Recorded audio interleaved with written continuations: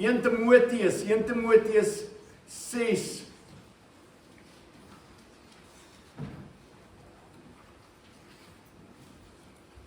Ons het laasweek gekyk na die ongelooflike doxologie, die lofprysing van God. 1 Timoteus 6 vers 17, net na die lofprysing, gaan ons oor na hierdie gedeelte, 1 Timoteus 6 vers 17.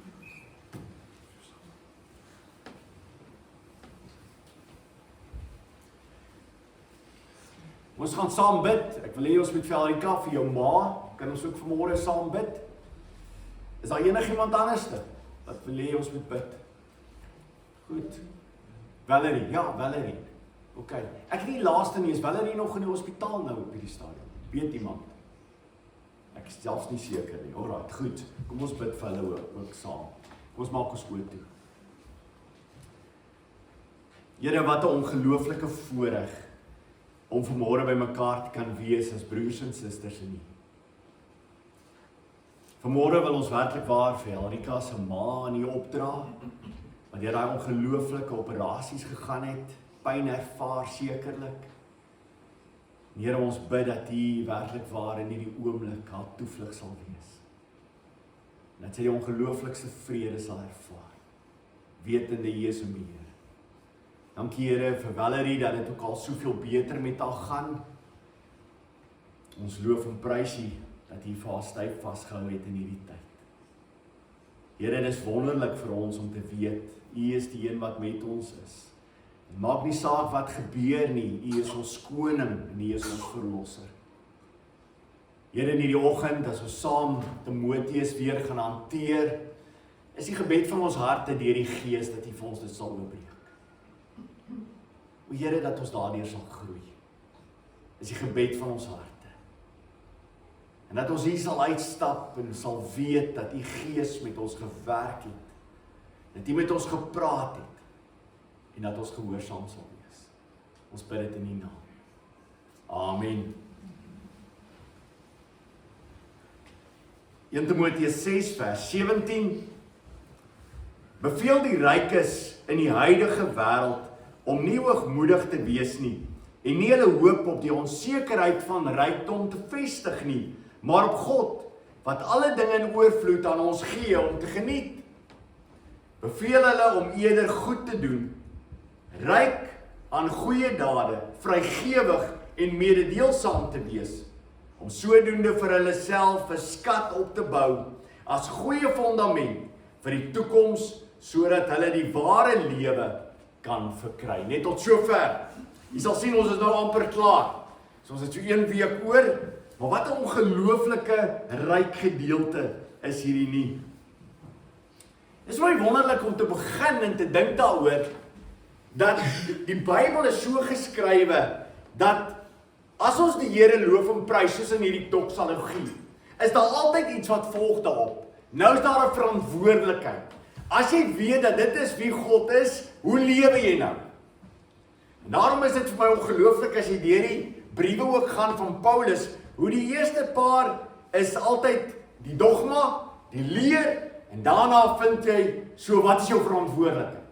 As jy dit weet wat God dan gedoen het, hoe lewe ek nou? En dis dieselfde in hierdie gedeelte. Die lofprysing was aan God gebring, en nou word jy opgeroep en gesê, so, wat verwag die Here van jou? In die vorige oomblikke, as ons terugkyk 'n paar verse terug, het ons gesien dat hy gewaarsku het, dat baie van die mense het 'n strewe na rykdom, en dat die valse profete die mense is wat hierdie boodskappe verkondig, sodat mense wat 'n smagting het na rykdom, volg valse profete. Want valse profete verkondig vir jou dit wat jy graag wil hoor. Dit wat jou lekker laat voel. Dit wat jou so wonderlik laat voel, ja, dis wat ek wil hê. Want hulle verkondig dit wat die wêreld soek. En nou gaan hy oorbeweeg en hy sê, maar nou, jy wat wel ryk is in hierdie wêreld, wat doen jy daarmee? Wat gaan jy doen met jou rykdom?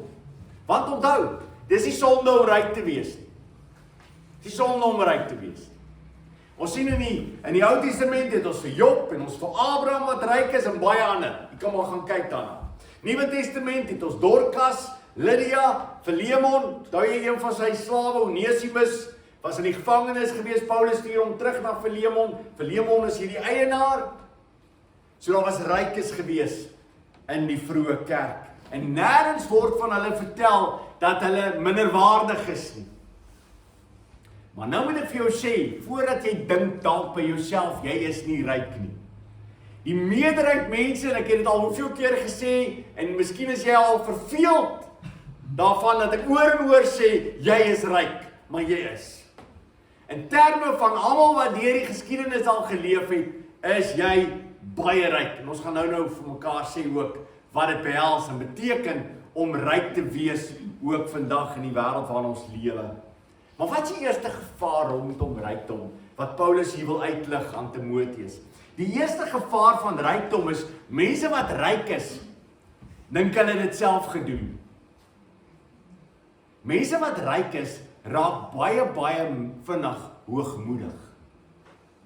Hulle kyk baie keer na ander mense en sê vir hulle self, as julle maar net so hard soos ek gewerk het, sou julle ook goed vir julle self kon gesorg het.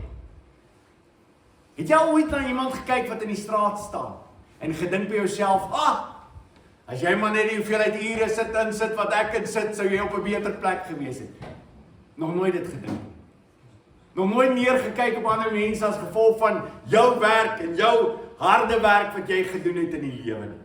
Jy sien, dis die gevaar. Die gevaar is dat rykdom maak mense vol van hulle self. En wat vergeet hulle? Hulle vergeet dat die Bybel sê, 1 Samuel 2 vers 7, die Here maak arm en hy maak ryk, hy verneder ook verhoog. Dit vergeet. Jy vergeet dat jy nie 'n penny sou kon maak, nie 'n rand sou kon maak, as God dit nie toegelaat het. Dit is baie keer vir my interessant om te luister na ryk mense, waarvan ek ook een is, en te luister hoe baie keer mense net op die regte plek was, op die regte tyd. Is nie ongelooflik?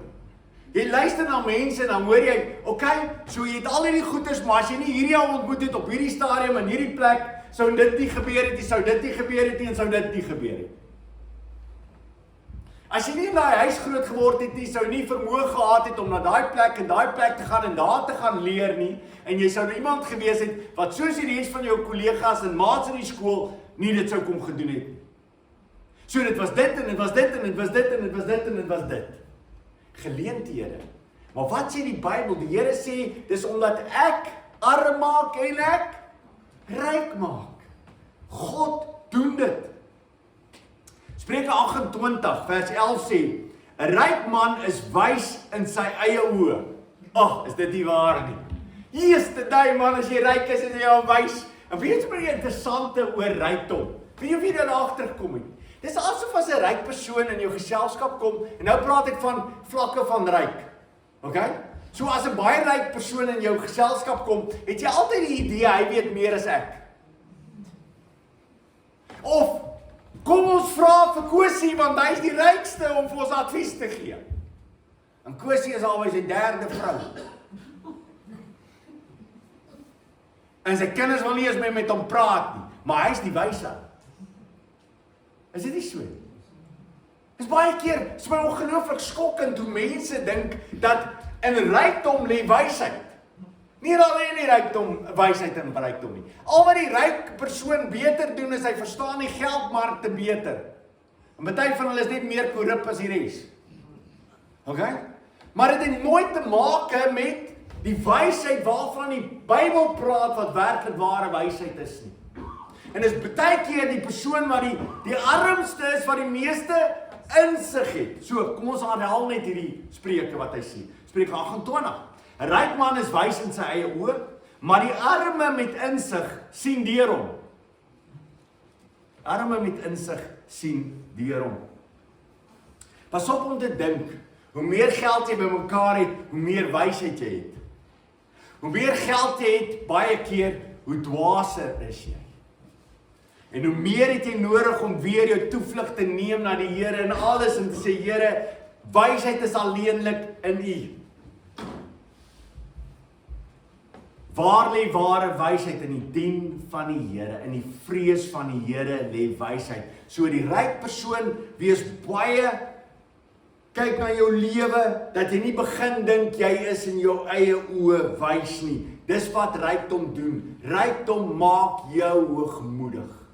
Dis wat die Bybel sê. Pas op daarvoor. Hoe ryker jy word, hoe meer hoogmoedig raak jy. Hoe meer kyk jy neer op ander mense en hoe meer dink jy is die belangrikste peanut in die pakkie.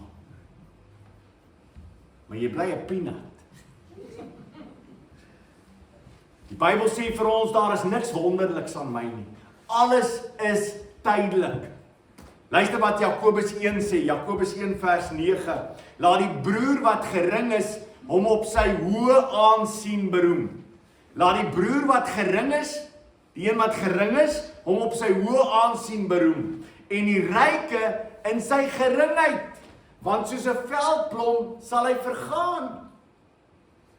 Hy's net vir 'n oomblik daar. En hier in ons deel van die land sien ons dit so mooi. Ons tref hierso einde Julie, Augustus, sien hierdie mooi blomme. En hulle verander so van kleure tot kleure. Maar ek wonder of jy al gesien het. Ek het nog nie een van daai blommetjies gesien wat tot volgende jaar aanhou nie. 'n hele blommetjie gesien, een van die wit is of die rooi is, wat sê, hierdie jaar gaan ek dit vir 'n jaar hou. Sien julle dit?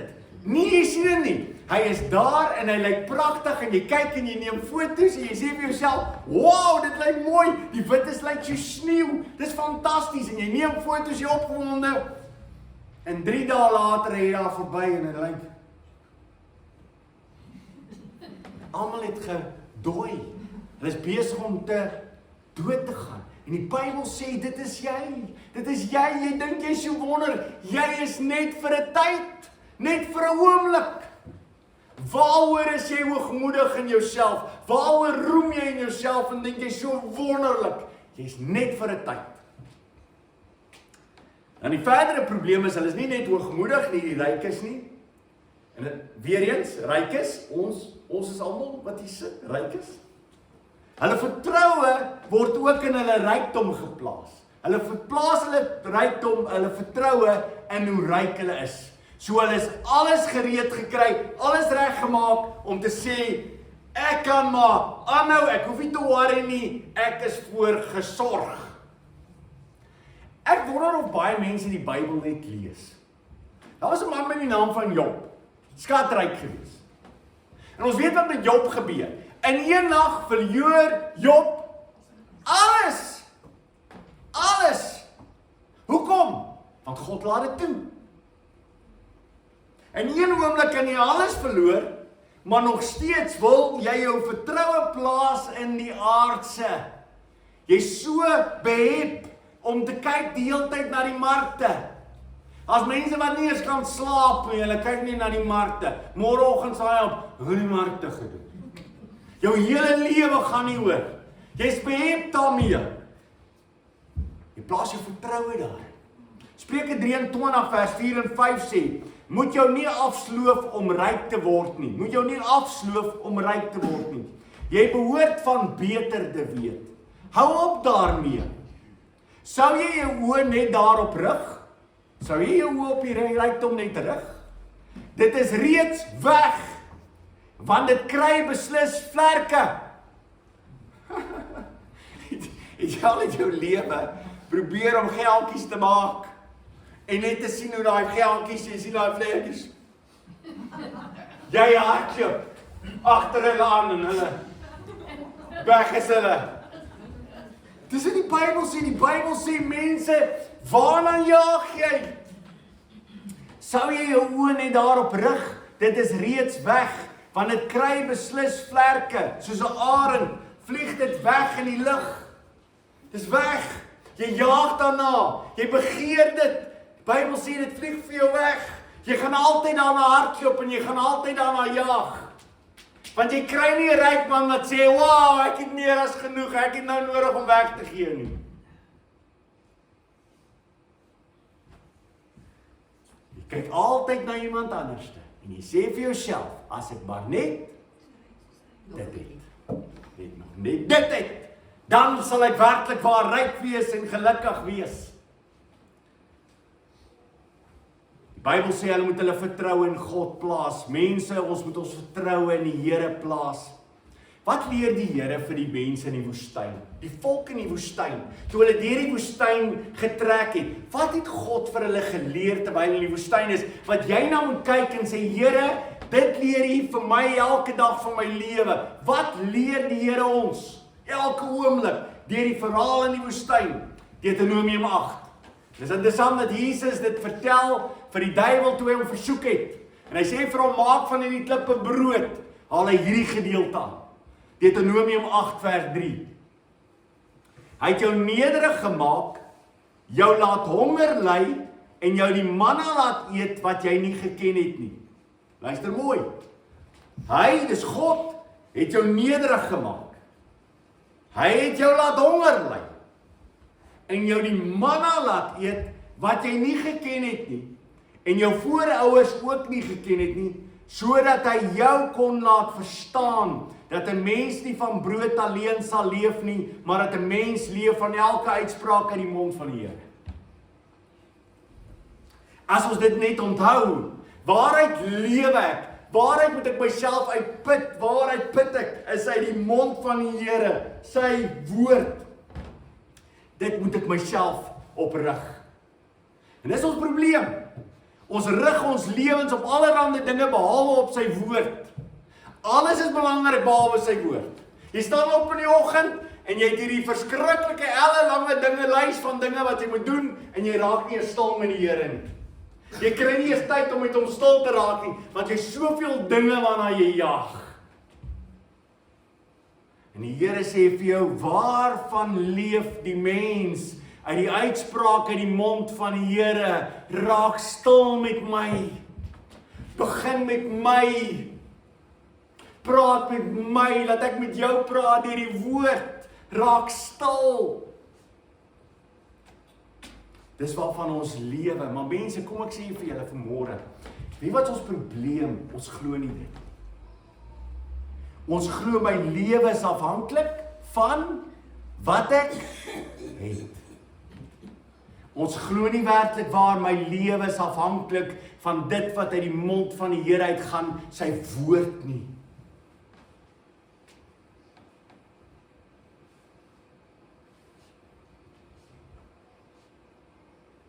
Matteus sê vir ons, moet julle nie daaroor bekommer en vra wat sal ons eet, of wat sal ons drink, of wat sal ons aantrek nie.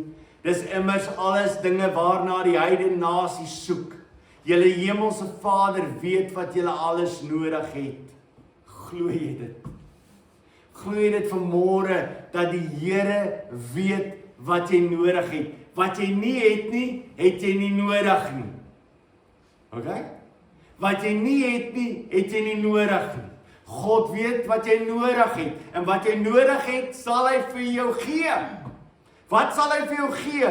Kos en klere. Dis wat jy nodig het, en die woord daar wat saamgaan, is die bedekking, beteken ook 'n plek om te slaap. So as jy 'n brug het waaronder jy kan slaap, moet jy gelukkig wees, want God het die brug vir jou gegee.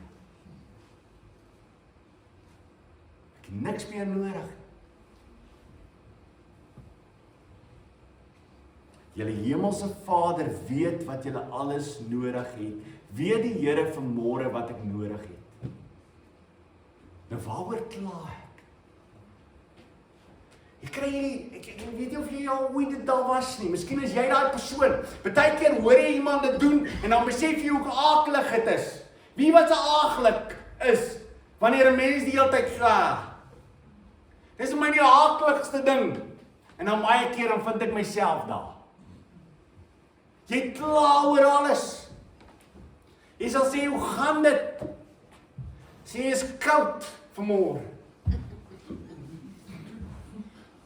En hoe voel jy vanmôre? Dat soveel pyn as gevolg van my koue. Mense dit wil warm word. Mense lewe van winter, dan wens hulle dis somer. Dan kom hulle by somer, dan wens hulle dis winter. En dis hoe hulle gaan in die jaar. Dis van winter tot somer. As ek maar net 'n somer weer kon beleef, Ek nou al moeg vir die winter. Niemand vir julle wat dit doen. Ons is nooit tevrede met wat ons het nie. God sê, ek sorg vir julle. Ek weet wat die beste is vir julle. Dan wat doen God? Die teks gaan aan. Hy sê, God wat alles gee om ryklik te geniet. God het jou alles gegee om ryklik te geniet. Dis joune, jy kan dit geniet. In Handelinge 5 vind ons baie interessant. Ek weet nie of jy onthou die verhaal van Ananias en Safira nie. Daar's iets wat baie interessant is in hierdie verhaal, wat ek wil hê julle moet na luister. Ek wil jy moet gou jou Bybel oopmaak daar. Handelinge 5.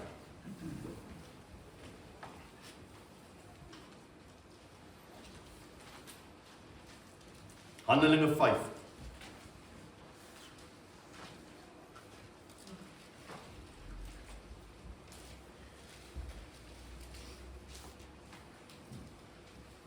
Ons sien Ananias en Safira wat konkel in die donker, hulle konkel, hulle besluit om hierso, hulle gaan hulle plek verkoop, maar hulle gaan net 'n gedeelte vir die kerk gee. Nou luister baie mooi, want dit is belangrik. Handelinge 5 vers 4 sê die volgende. Toe dit onverkoop bly lê het, was dit nie joune nie. So wat sê Petrus vir Ananias rondom dit wat hy verkoop het? Wie sin was dit gewees? Syne.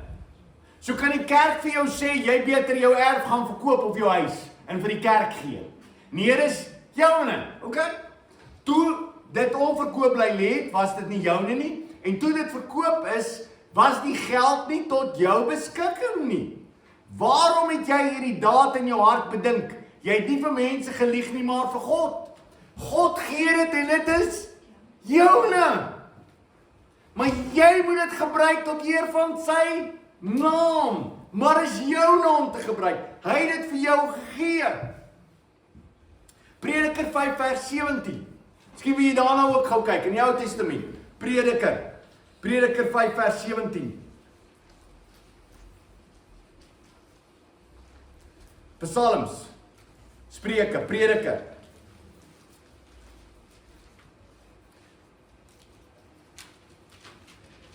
Prediker 5 vers 17.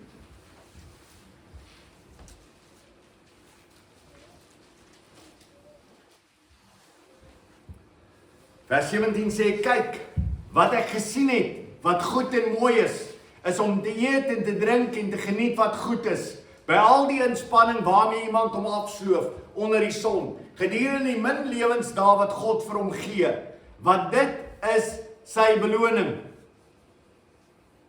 Dit is sy beloning. Boonop geld dit vir elke mens aan wie God rykdom en besittings gee en vir wie hy die geleentheid gee om daarvan te geniet. Om dit as sy beloning te ontvang en vrolik te wees by sy inspanning, dit is 'n gawe van God.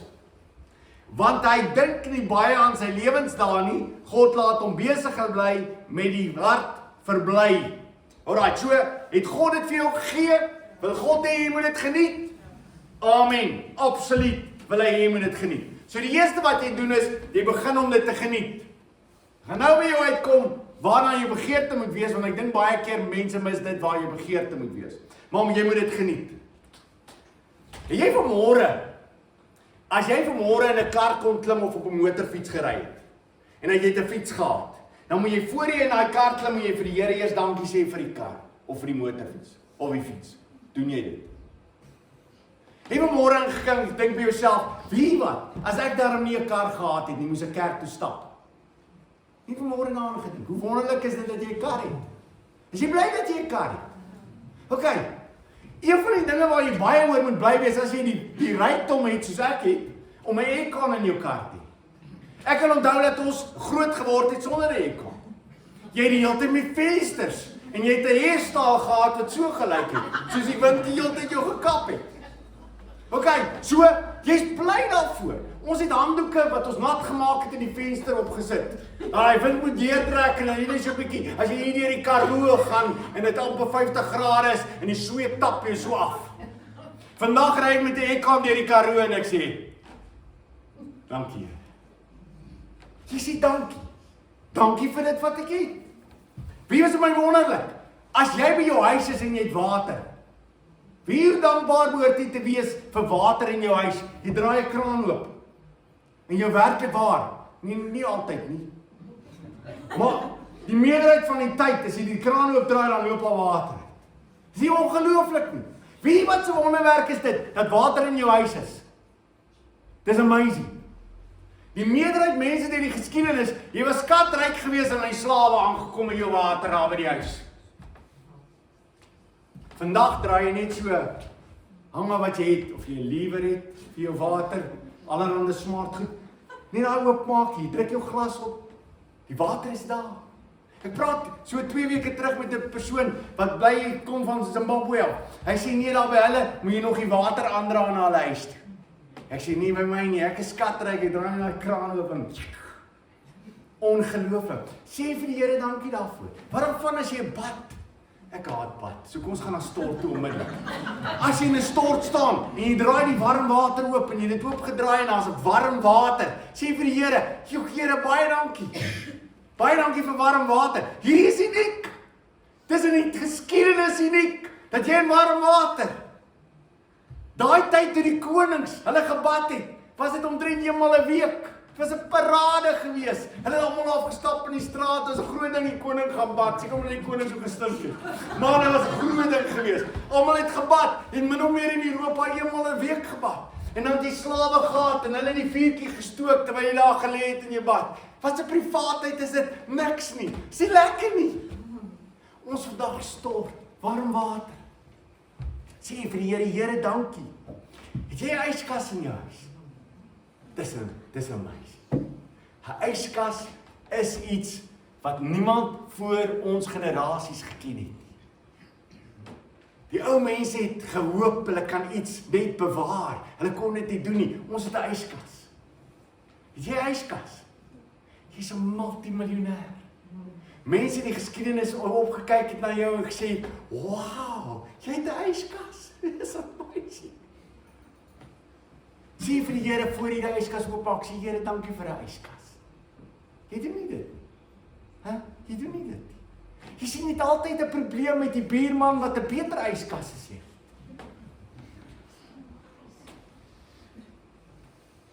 Die Bybel sê vir ons, geniet wat die Here vir jou gee. Geniet dit. Sê vir die Here, dankie vir dit wat U vir my gee. Dankie vir 'n stoel waarop ek kan sit. Dankie vir 'n bed waarop ek kan lê. Dankie dat ek myself kan warm aantrek. Ek loof en prys U naam. Iemand wat so lewe, kan jy ooit dink dat daai persoon te neergedruk sal wees? Kan jy ooit dink dat daai persoon gaan sê, ek wens net ek het dit. Nee, hy het net vir die Here geloof en prys vir wat hy het. Dank die Here. Dank die Here, dis hy wat dit vir my gee. Maar nou moet ons pas op. Want hier is baie gevaarlike terrein. Dat die Here dit vir my gee om te geniet. Want my groot vraag is, wat geniet jy? Wat is dit waarna jy soek? Want die Bybel is baie duidelik daaroor. Pas op waarvoor jy soek.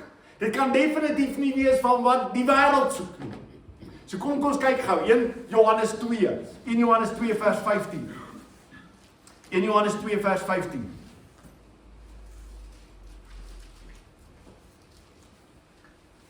Amper agter in die Bybel, 1 Johannes 2 vers 15.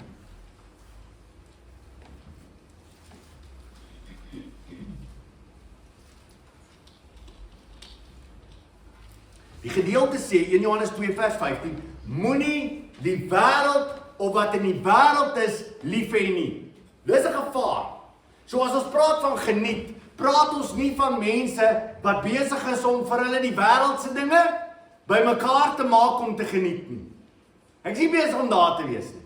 Ek het al hierdie teks gevat en mense sê, jy kan maar ryk wees en jy kan maar lekker versamel en jy kan vir jou die beste Porsche koop en daarna die Lamborghini en daarna dit en dit en dit. Dis nie wat die Bybel sê. Sorry, dis nie wat die Bybel vir ons leer.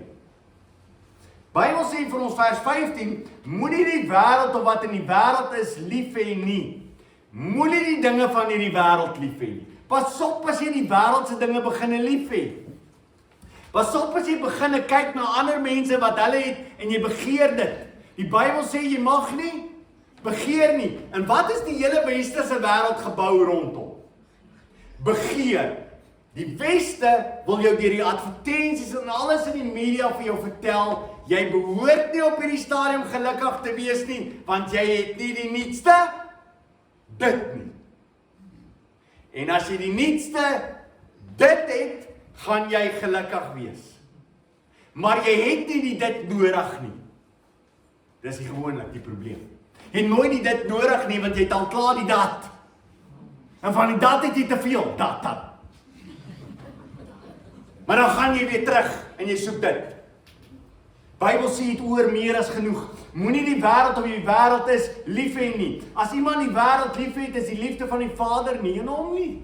As jy die wêreld lief het, is die liefde van die Vader nie in jou nie. As jy die begeertes van hierdie wêreld najag, is God se liefde nie in vir jou nie. Vergeet dit. Vers 16. Want alles wat in die wêreld, dit wat die liggaam begeer, dit wat die oë begeer, nou jy moet pas op daarvoor, want baie keer in ons probleme in ons lewens is, wat begeer my oë? Waarna kyk ek? Want dit waarna kyk, is besig om vir my te vertel wat ek nodig het. Nee, wat ek begeer. Dit vertel my wat ek begeer. Pas op. En dit wat die oë begeer, 'n arrogante spottery oor besittings. Jy wil meer besittings hê. 'n spoggery oor jou besittings. Jy wil net nog meer. Jy's besig om vir almal te vertel wat jy het. Jy wys vir hulle wat jy het. Jy's so behept met wat jy het en wat ander het. Dis waaroor jy praat die hele tyd. Jy wil net nog meer. Is nie uit die Vader nie, maar uit die wêreld. So, kom ons kyk terug na daai teksvers. Dit wat die liggaam begeer, dit wat die oë begeer, die arrogante spoggery oor besittings, is nie uit die Vader nie, maar uit die wêreld. Is ek skuldig hier? Ek nodig om vir die Here te sê, Here, jy moet my vergewe hier, want dis my probleem. Ek's besig om te jaag na alles wat my liggaam begeer. Here, my oë begeer die hele tyd. Here, ek's nie tevrede nie. Ek het 'n arrogante spoggery oor my besittings, Here. Kan nie van die Vader af. Is nie van die Vader af nie. Vers 17. En die wêreld en sy begeertes gaan verby, maar wie die wil van God doen, bly tot in ewigheid. Wie die wil van God doen. Daarom, wat moet jy doen as jy ryk is? Waarna moet jy streef as jy ryk is? Vers 18 van 1 Timoteus 16. Ons moet goeie werke voorstaan. Ons moet ryk wees in oorvloedigheid van goeie dinge wat ons doen. Oorvloed gee. Nie selfsugtig wees. Nie vir myself bymekaar maak nie, maar die nood van ander raak sien. Kyk waar ek kan help. Daarin moet ek ryk wees. Dit moet my begeerte wees. Hoe kan ek ander mense help? David moet 'n klomp keer in sy lewe moet hy die goed bymekaar maak vir Salomo. God sê vir hom, jy sal nie die tempel bou nie, maar Salomo sal die tempel bou. En David begin die goed bymekaar te maak om die tempel te bou. In 1 Kronieke 29 vind ons die volgende vers 14. Want wie is ek, sê David, en wie is my volk, dat ons in staat is om vrywillige gawes soos hierdie te gee? Is dit nie mooi nie? Jy het dit gehoor? David sê, Here, wie is ek? En wie is my volk? Dat ons in staat kan wees om vrywillige gawes te gee. Hier is vrywillige gawes wat ons kan gee. Here, wie is ons dat ons vrywillige gawes kan gee? Here, wie is ons dat daar soveel in ons bankbalans is, dat ons vir ander mense kan gee? Wie is ons dat dit waar kan wees in ons lewens? Ja, van U af kom alles. Uit U hand het ons dit aan U gegee. Dit was in U hand, U het dit vir ons gegee, en uit ons hand kan ons dit vir U teruggee. Dis syne, hy het dit vir ons gegee. Dis die ongelooflike van tiendes ook. Dis wat hy vir ons gee, en hy sê, gee vir my jou tiende, en jy gee jou tiende. Maar dan gaan hy verder, en hy sê hierso, alles wat ek doen in rykdom, is om vir mense te sorg, om hom te gee. Want ek gee dit wat alreeds van God vir my gegee is, gee ek weer vir hom. Want vreemdelinge is ons voor U, vers 15, en bywoners voor al ons voorouers, soos 'n skade wees ons daar op aarde, en daar's geen sekerheid nie.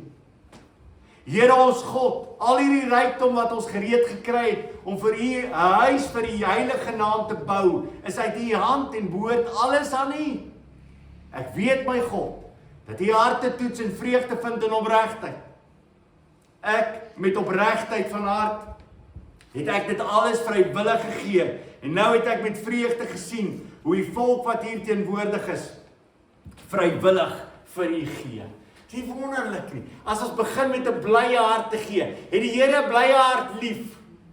Hy is mal daaroor as ons kom en ons sê, Here, ek het soveel, ek wil net gee. Maar jy sien, jy gaan nooit gee as daar nog iets is wat jy wil hê nie. Party mense kan nie eens deurkom in 'n maand met hulle geldjies nie, want daar's goeders wat hulle wil hê. Daar's net een ding wat jy nodig het. Kos. Die meeste van ons het anyway te veel klere, so jy kan daarvan weggee. Maar ons het meer as genoeg, en dis ons probleem. Ons kan nie tevrede wees met dit nie. Ons kan nie tevrede wees met wat ons het nie, want ons wil nog meer hê. Jog, ek lees die gedeelte in Lukas, waar hier 'n klomp vroue wat bymekaar was, wat vir Jesus en die apostels gesorg het, met dit wat die Here vir hulle gee het. En dan vers 3 van Lukas 8, en Johanna, die vrou van Gusa, 'n bestuurder van Herodes, en Susanna, en baie ander wat uit hulle eie bronne vir Jesus en die 12 gesorg het. Vroue wat vir Jesus gesorg het uit die oorvloed wat hulle gehad het. Hoekom dink jy het hulle die oorvloed gehad? Sodat hulle vir Jesus kon sorg. Hoekom dink jy die Here die oorvloed vir my gegee, sodat ek kan sorg, sodat ek mededeelsaam kan wees? En dis hier die Griekse woord, waarvan ons koinonia kry, wat gemeenskap van gelowiges is. Die omgee, die groep om te besef, ek het meer om te gee vir ander. Hebreërs 13 vers 16, en moenie versuim om goed te doen en mededeelsaam te wees nie, want God het behaag aan sodanige offers. Die Here is mal daaroor, as jy mededeelsaam is, as jy gee, as jy omgee vir ander. Romeine 12 vers 13, betoon meelewing met die behoeftes van die heiliges. Kinders van die Here word heiliges in die Bybel genoem. Betoon meelewing met die behoeftes van die heiliges. Lê julle toe op gasvryheid. Hou jy daarvan om gasvry te wees? Of meet jy die potjie botter voor die tyd, wat jy net vir die Here wil herinner, wat jy gedoen het, toe jy hierdie potjie botter gekoop het, en hoeveel het jou gekos het, om in hierdie terg te gooi, vir hierdie mense wat nou by jou kom eet. Dis die gevaar. Die gevaar is dat ek alles in terme van geldjies, daarom kan jy nie vir mense omgee nie, daarom is jy nie 'n persoon wat gasvry is nie. Want elke keer as jy gasvry wil wees, dan kyk jy na die chop se prys en sê, kom ons braai wors. En baie keer nie eens wors nie. Kom ons maak 'n hoendertjie of 'n varkie of wat ook al, dat die prys net afkom. Ons kan nie gee nie, want ons is so vasgevang. En alles bereken, want ek wil vir die Here daarom laat weet, wat het ek hierdie afgelope tyd daarom vir hom gee? Here, U moet dan weet, hoe baie ek vir U gee. Imagine die Here moet vir my sê, kom ons doen dit gou somme. Kom ons doen dit gou somme, wat betaal jy vir 'n hart? 'n Hart, wat klop die hele tyd. Wat gaan ons betaal daarvoor? En oë? Oë, wat betaal ons vir oë en asemhaling? Wat betaal ons daarvoor? Wat betaal ons vir alles wat jy het? Wat betaal ons daarvoor? Is daar ooit 'n tyd wat jy kan sê, ek het vir die Here gegee uit die oorvloed van my hart? Uit oorvloed? Nee, dis altyd, Here, ek het so gebrek in wat ek gee, want U gee vir my. Daarom sê die Bybel, wees navolgers, die volgende vers, wees navolgers van God, vers 18. Ons moet God navolg. Die manier hoe hy gee, moet ons gee. Handelinge 14 vers 17. Maar tog het hy geen onduidelike getuienis van homself gegee nie, deur goeie dinge te doen. Hy het uit die hemel aan julle reën en vrugbare seisoene gegee, en julle liggame met kos en julle harte met vreugde gevul. God het dit gedoen. God doen dit vir die wêreld ook. Hy gee vir hulle reën. Hy gee vir hulle oeste. Hy gee vir hulle werk. Hy gee vir hulle klere, hy gee vir hulle kinders, hy gee vir hulle vrou, hy gee vir hulle man. God gee dit. God gee vir jou vreugde. En as hy dit vir die wêreld gee, hoeveel te meer vir sy kinders, en hoeveel te meer dankbaar moet sy kinders wees oor wat God vir hulle gegee het. Efesiërs 5 vers 1, volg dan die voorbeeld van God as geliefde kinders, en leef in liefde, net soos Christus ons lief gehad het, en homself ter wille van ons oorgegee het, as 'n offergawe aan God, as 'n offerande met 'n aangename geur. Volg die Here, 'n aangename geur, om sê, Here, my hele lewe behoort aan U. Ek gee in oorvloed vir U, want U behoort alles. En dan kom by vers 19, en kom ons lees net gou daai vers, voor ons dit saam hanteer. Vers 19, baie belangrik, 1 Timoteus 6, blaai net weer terug daarna toe. 1 Timoteus 6, vers 19. Hy sê vers 18, beveel hulle om eerder goed te doen, ryk aan goeie dade, vrygewig, mededeelsaam te wees, en dan vers 19, om sodoende vir hulle self 'n skat op te bou, as 'n goeie fondament vir die toekoms, sodat hulle die ware lewe kan verkry. Vir hulle skat op te gaar. Jy is besig in jou hele lewe om vir jou skat op te gaar eendag. 'n Skat op te gaar eendag. En ek weet baie mense sê vir my, ja nee, maar ek doen dit vir die Here, ek doen dit nie vir die skat eendag nie. OK, wonderlik, maar die Bybel sê jy doen dit vir 'n skat ook. OK? Die Bybel sê jy gaan 'n skat eendag ook kry. En dis baie keer die mense wat die minste gee wat sê ja, ek worry nie oor die skat eendag. Die Bybel sê ek gee vir jou 'n skat. En ek wil weet, wat doen jy hier op aarde? En dit wat jy op aarde doen, is jy besig om te ruil dit wat nie werd is nie, vir iets wat iets werd is. OK? So hier op aarde is jy besig met al die geldjies en die goudjies en goeders, en dit het niks werd eendag nie.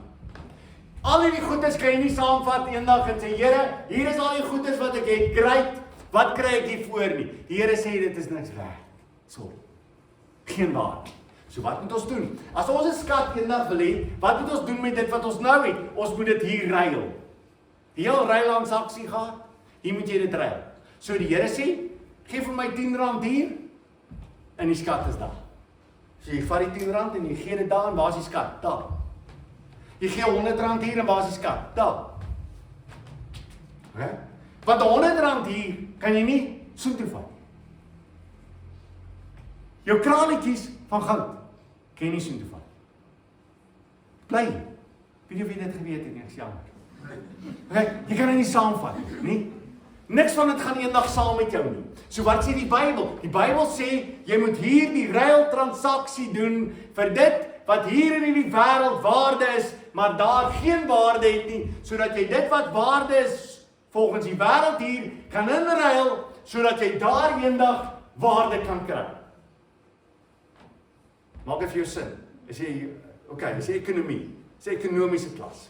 Ekonomiese klas sê vir jou, hier gee jy weg, sodat jy daar kan ontvang. Matteus 6 sê dit ook vir ons duidelik, ons nou net daaroor gepraat, Matteus 6 vers 20, maar maak vir julle skatte in die hemel bymekaar, daar waar mot en roes nie verniel nie, en waar diewe nie inbreek en steel nie. So ek maak vir my skat bymekaar, wat jy nie kan glo nie. Geen roes kom daarop nie. Sê jy amazing. Hier op aarde alles roes. En wie wat gebeur hier op aarde? Mense steel dit. Hulle steel dit. Jy maak dit bymekaar en hulle steel dit. Die Bybel sê, moet dit nie daarom hier bymekaar maak nie. Maak dit bymekaar daar in die hemel, waar mot en roes nie verniel en diewe nie inbreek en steel nie. Daar was 'n ryk man gewees wat gekyk het hoeveel hy bymekaar kan maak, en hy het op sy skure nog groter gebou, want hy het gesê, ek het alles gedoen. Hy het wonderlik bymekaar gemaak. Dan sê die Here vir hom, omdat jy nie waar dit noodsaaklik is bymekaar gemaak het nie, gaan jy alles verloor in hierdie nag. Lukas 16 is daar 'n gelykenis wat baie mense verkeerd verstaan. Dis 'n oneerlike bestuurder. 'n Oneerlike bestuurder wat kom en dan doen hy die verkeerde dinge en sy baas sê vir hom, ek gaan jou laat gaan. En dan gaan hy en hy sê vir iemand, hoor hierso, hoeveel skuld jy my? En die ou sê vir my 100 en dan sê hy, okay, 80. En wat skuld jy? 100 en dan sê hy, nee, okay, maak dit 50. En hy skryf hulle skuld af. En dan prys die bestuurder hom omdat hy so wysheid opgetree het. En dan is daar twee dinge. God bring na vore, pas op vir Mammon. Wat jy met Mammon doen, pas op vir hom, want hy's God van baie mense. Hulle streef na hom, hulle jaag hom na. Maar hy sê die volgende ook vir hulle. Lukas 16 vers 9. Ek sê vir julle, maak vir julle vriende deur middel van die oneerlike Mammon, sodat wanneer dit tot 'n einde kom, hulle julle in die ewige wonings mag ontvang. Wat beteken dit? Dit beteken dat ek hierdie ou Mammon, die geld, is ek besig om te gebruik om wat te kry? Mense te wen vir Jesus Christus. Sodat eendag as ek in die hemel gaan kom, dat ek saam met hulle aan die tafels, die feestafels gaan sit saam met hulle, en die heerlikheid van Christus sal ontvang. Daarom is ek besig om hierdie weg te gee, sodat ek daar kan ontvang. Dis wat dit beteken. Gebruik hier die oneerlike Mammon, daai geldjies van jou, gebruik dit hier. Sodat daar eendag vir jou 'n beloning kan wees, want hierdie geld gaan vir jou niks beteken aan daai kant nie. Daar's 'n teksvers wat vir my verskriklik mooi is. Ek wil hê jy moet dit saam met my gou lees. Matteus 10 vers 41 en 42. Matteus 10 vers 41 en 42.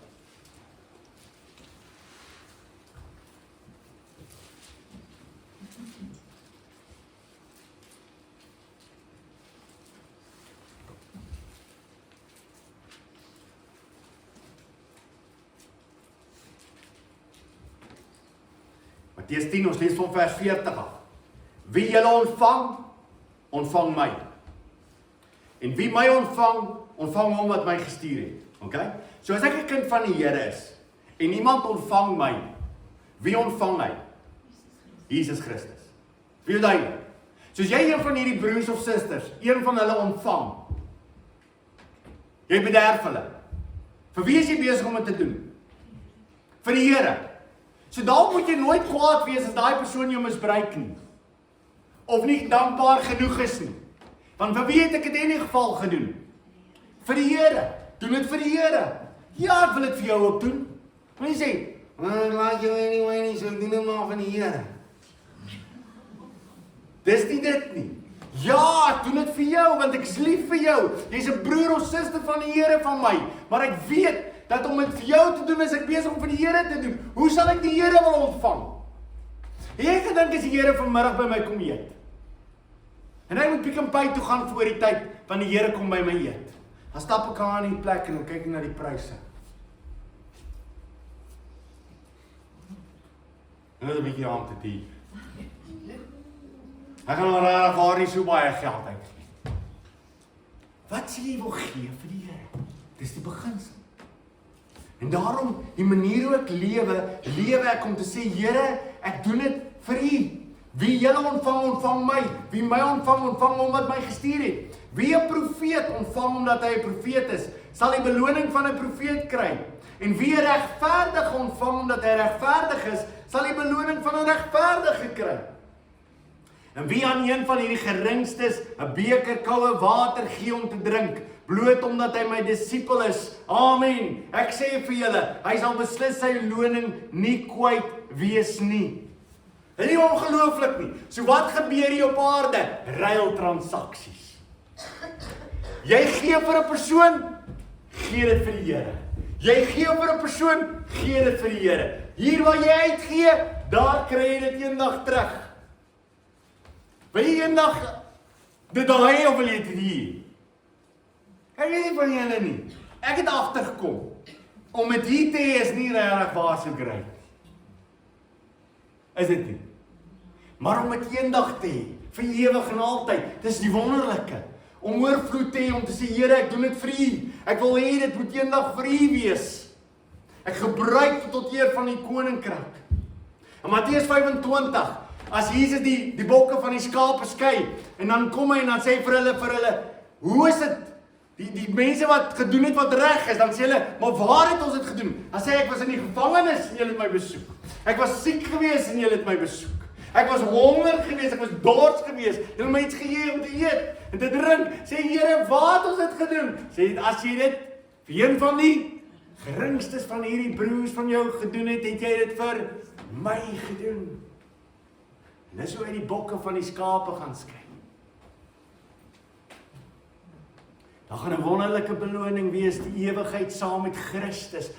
En daar deel daarvan wat baie belangrik is ek moet gee. Ek moet besef, Here, dit wat U vir my op aarde gee, wil ek werklik waar gebruik vir die koninkryk. Daarom sê die Here in Handelinge 20 vers 25, ons weet nie waar Jesus dit presies gesê het nie. Maar die Bybel haal dit aan, Paulus haal dit aan. In Handelinge 20 vers 35 sê hy, ek het julle in alles getoon dat ons deur so te arbei, die swakkes moet help en die woorde van die Here Jesus moet onthou, dat hy gesê het, dit is saliger om te gee as om te ontvang. As jy dit in jou lewe al eers agtergekom het, dan het jy 'n ongelooflike ding geleer. As jy eers al vir mense begin gee het, en daai vreugde in jou lewe ervaar het, om te besef, dit wat ek gegee het, het vir my groter vreugde gegee, as dit wat ek ontvang het. Weet jy waarvan ek praat? As 'n tydperk in jou lewe wat jy begin gee, en jy kom agter, Here, om te gee is soveel meer as om te ontvang. En dis wat die Here sê, dis wat ek wil hê julle moet weet. So as jy ryk is, en wie vanmôre hier is ryk, net jou hand opsteek asseblief. Hier's baie mense wat arm is, shame. Ek sien jy het klere aan, dit is baie dankbaar daaroor. En ek sien jy het genoeg geëet as ek na jou lyf kyk. Dit beteken ook, jy lewe, jy het kos en jy het klere, dit beteken, jy het oorvloed. Jy het oorvloed, kan ek weer hoor. Wie van julle is ryk vanmôre? Dit lyk al 12 beter getalle. Mense, kom ons begin om die Here te dank vir alles wat ons het. Ek sien die Weste se grootste probleem is, hulle is ontevrede. Mense is nie tevrede in die dag van ons lewe nie. En die mense wat kinders van die Here is, het nie tevredenheid nie. Hulle wil altyd nog meer hê. En ek wil hê vanaand, as jy stort in die aande, as jy in die oggende doen dit dan. En jy draai daai warm water oor, jy sit jou hand so onder en is warm. Dat jy vir die Here sê, Here, dankie vir warm water. As jy by jou kar gaan staan voor jy inklim, jou hand net daar op daai kar sit en jy sê, Here, dankie vir 'n kar. Hy kan rook uit sy exhaust uitblaas. Ek het 'n kar. En jy sal nooit in jou lewe met 'n lang gesig rondloop nie. Daar sal altyd vreugde uit jou straal. Want God is die een wat aan my gegee het, presies wat ek nodig het. Amen. Ons buig ons hoofde.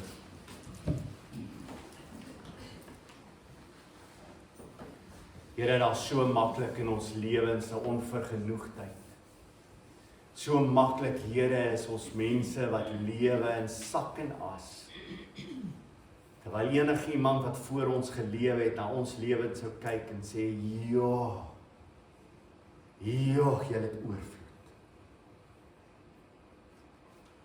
Waarom kyk ons rond, Here?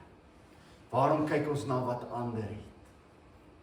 In plaas daarvan om stil te raak voor U, die lewende God wat vir my gegee het wat ek het. U het gegee dat ek dit kan geniet en gesê, ek gee dit vir jou, geniet dit. Maar Here, in hierdie oorvloed wat U gee, dat ons ook vir ander sal omsien, die nood van ander sal raak sien, ons harte sal oopmaak. Here, ons kan niks van hierdie goed saamvat. Maar alles hierdie kant is 'n ruiltransaksie waarin ons dinge ruil vir 'n eendag onskatbare waarde van dit wat ons sal besit by U. Mag ons hier weggee om by U in oorvloed te hê. Ons prys U naam. Amen.